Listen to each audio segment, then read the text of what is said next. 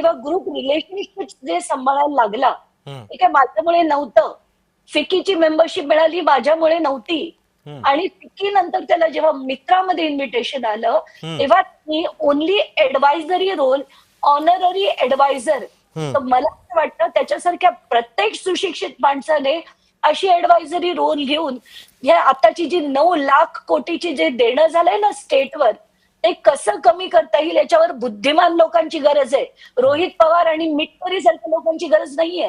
पण संताप झाला माझा काल हे सगळं वाचून. मला चीड आली की मी हम्म, काय करते, तो काय करतोय, हम्म, हम्म, आम्ही त्याच्यात नफा मिळवतोय का, हम्म. पण हे अंजलीजी, राग आला.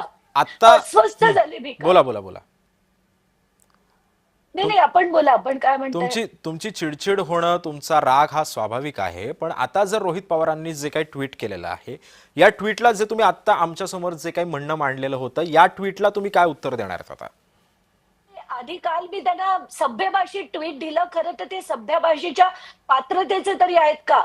त्यांचं पवार आडनाव नसतं तर रोहित पवारांची स्वतःचं कर्तृत्व काय आहे, काय आहे त्यांचं कर्तृत्व. त्या मिटकरींनी जर आतापर्यंत पुढे मागे अजित पवारांच्या केलं नसतं, किंवा अजित पवारांची काय पात्रता होती जर शरद पवार नसते तर. काही लोक आहेत, आणि म्हणून असं कधी कधी वाटतं म्हणावं असं की या लोकांना, आपल्या आपल्या जनतेला असेच पॉलिटिशियन्स बरे. कारण त्यांना बुद्धिमान लोक जर असतील ना, तर हे जे फालतूपणा हे जी माणसं करतात. आता माझा संबंध काय होता त्याच्यात, पण एका पत्रकारांनी एक बातमी केली आणि ती बातमी त्या रोहित पवारांनी ट्विट केली की अंजली दमानेंच्या पतींना उच्च पदावर घेतलं गेलं. कुठलं उच्च पद आहे ते? He is an adviser.